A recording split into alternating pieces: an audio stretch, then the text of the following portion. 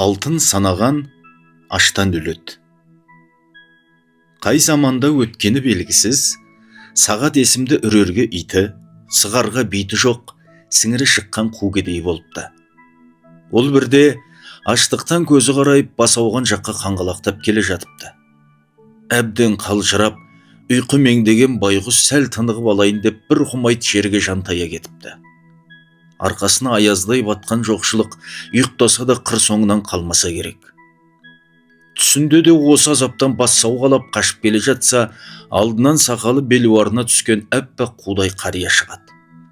Жарлының жолын кескестеп, «Оян!» депті.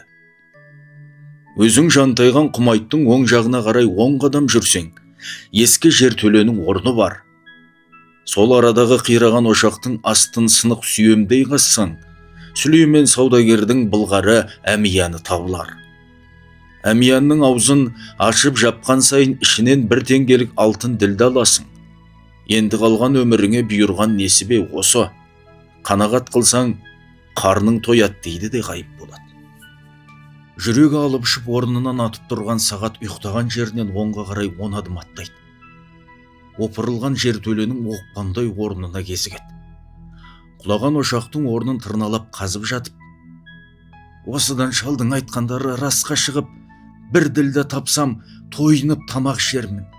2 ділді тапсам дүние-ай, бала шағамның жүрегін жалғар едім. Егер 3 ділдаға жетсе, әйелім арнап көйлек сатып алар едім деп қиялдайды.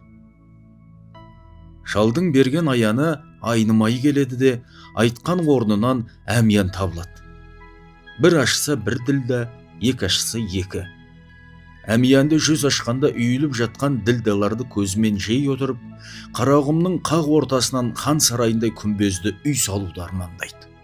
Қарнының ашқанын да, балаларын да, бұл дүниеде әйелінің бар екенін де ұмытады.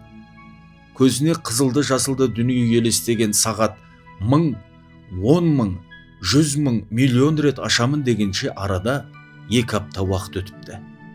Өстіп отырғанда дүние қоңыз сорлының жүрегі үзіліп, бұл дүниемен қош айтысқан деседі.